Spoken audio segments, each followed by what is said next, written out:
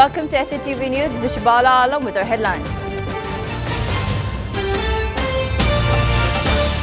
Awami League proposed EC to use EVM in all the 300 constituencies. Japa proposed to raise electoral candidate spending.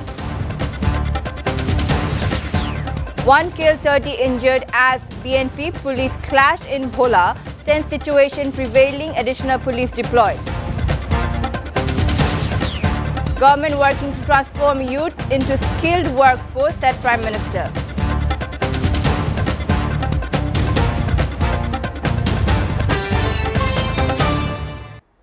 Bangladesh Awami League on Sunday proposed the Election Commission to use the electronic voting machines EVM in all the 300 constituencies in the next generation election. An Awami League delegation led by its General Secretary Obaidul Qadir placed a proposal joining the EC's talk at Nirbachon Bhavan in the city's Agargaon area. The Election Commission concluded its dialogue with registered political parties seeking opinions over the 12 parliamentary elections. Earlier, Jatiya Party proposes to raise electoral candidate spending limit to Taka 50 lakh from 25 lakh. The party also proposed a few changes to the RPO. The Japa delegation was led by Secretary General Mujibul Haq Chunnu. He raised the issue of filling ballot boxes with votes on the night before the 11 national elections, saying he has himself sanctioned such activities during dialogue with Jatiya Party. CEC Qazi Habibul Awal said this: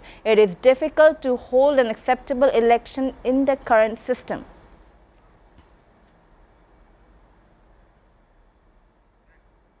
The income of ruling Awami League in 2021 was Taka 21.23 crore, which was Taka 10 crore 33 lakh 43,533 in 2020. According to Awami League's audited financial statement submitted to the Election Commission this morning, its income has increased by Taka 10 crore 90 lakh 2,573. A delegation led by the party treasurer AHN Ashikur Rahman submitted the report to the EC.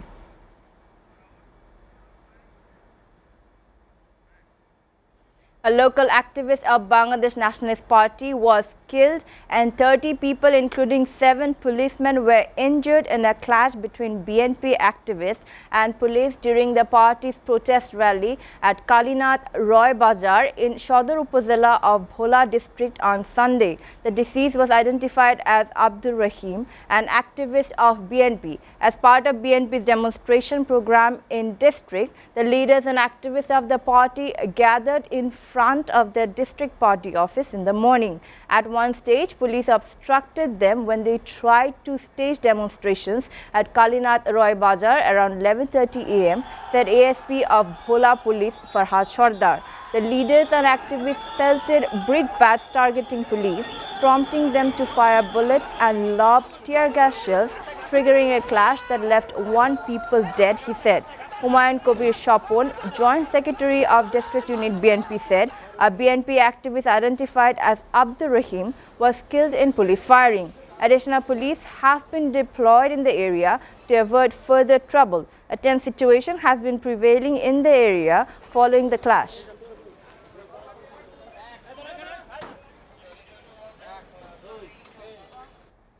Prime Minister Sheikh Hasina on Sunday said her government is working to build the young generation as skilled workforce so they can cope with the technological advancement ahead of the 4th Industrial Revolution. The Premier said while addressing the first meeting of the National Skill Development Authority at the Prime Minister's office in Dhaka. The Prime Minister said that the youth folk have to prepare themselves, bearing in mind that the world is ever changing with the technological advancement alongside their academic studies, so they can maintain their position in the society generation after generation with due dignity. Prime Minister's Press Secretary Ehsanul Karim briefed the newsmen after the meeting. Sheikh Hasina said that Awami League government has attached priority on developing skill and efficiency of the youths through imparting proper training so they can avail the jobs at home and abroad with professional excellence.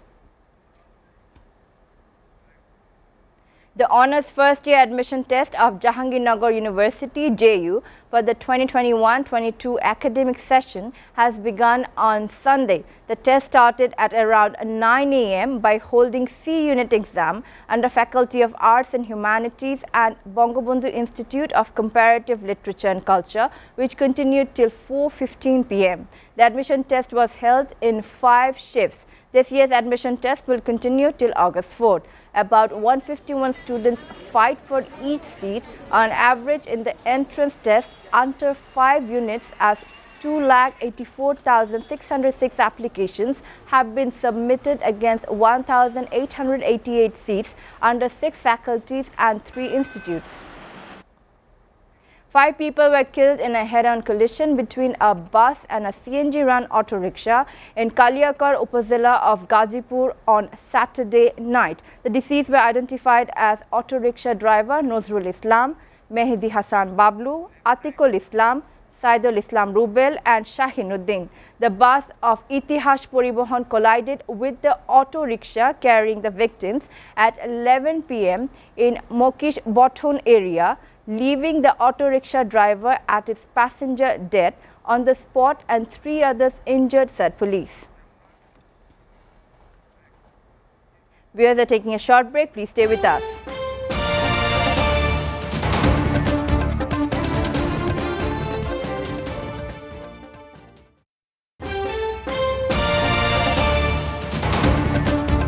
Welcome back. You're watching SATV News. Now news from abroad. Corruption is a major obstacle in investigating in Bangladesh. The government has enacted various laws to bring bribery, misappropriate and other forms of corruption under control, but there is weakness in implementing these laws. There is a general perception that corruption prevails at almost every level of society, and this discourages investment and obstructs economic growth. The US State Department recently published its annual report and said this on the investment climate of various countries. These observations about Bangladesh were made in the report. According to the US State Department's Investment Climate Statement 2022, other factors that hamper investment in Bangladesh include tax implementation of the labor law, bureaucratic delays, inadequate infrastructure and limited financial instruments. However, in recent years, there have been visible efforts on the part of the government to improve the investment climate, but there is lack of implementation. The report said that security challenges also hamper some investment and trade opportunities.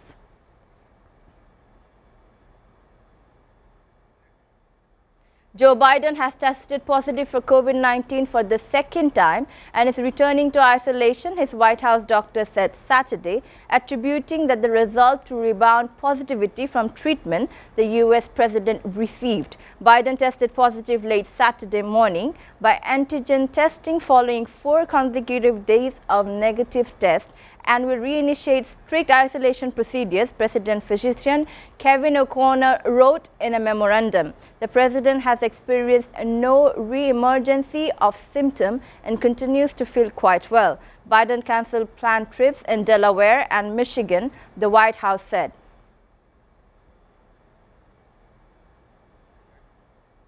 Russia on Sunday invited United Nations and Red Cross experts to probe the deaths of dozens of Ukrainian prisoners held by Moscow-backed separatists, while Ukraine's president ordered the evacuation of residents in the eastern region of Donetsk. President Volodymyr Zelensky said hundreds of thousands of people were still exposed to fierce fighting in the Donbas region, which contains Donetsk and Luhansk provinces. Many refuse to leave, but it still needs to be done. Zelensky said in a televised address late on Saturday. Ukraine and Russia have traded accusations over a missile strike or explosion early on Friday that appeared to have killed dozens of Ukrainian prisoners of war in the frontline town of Olenikva in eastern Donetsk. Russia invited experts from the UN and Red Cross to probe the deaths in the interest of conducting an objective investigation.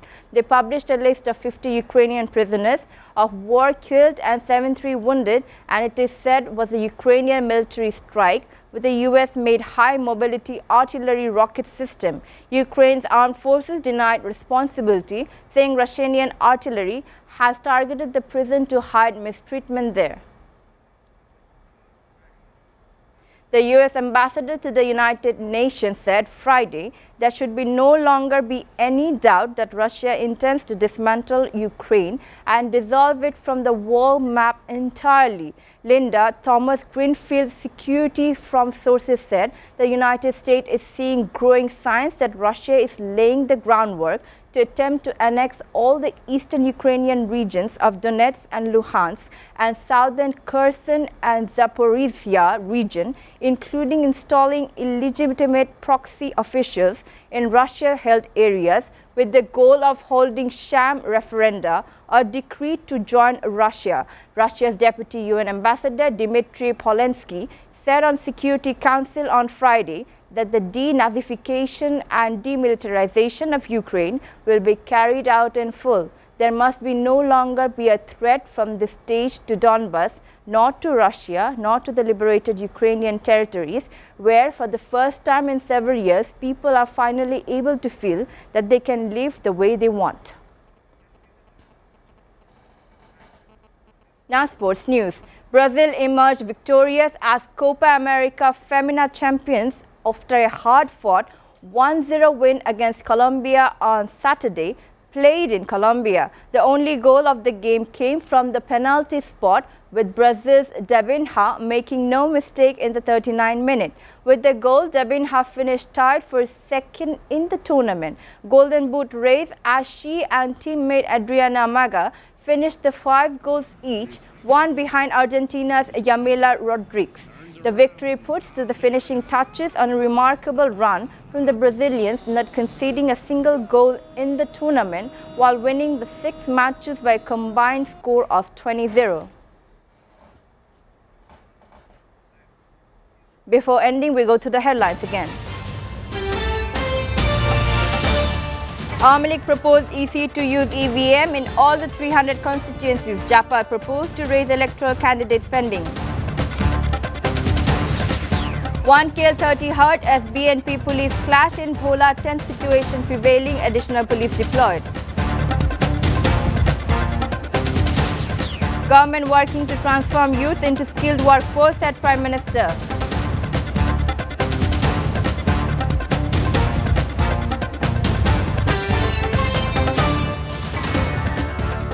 You're up to date so far here on SATV News, and to know the latest news, visit www.satv.tv. Stay with SATV.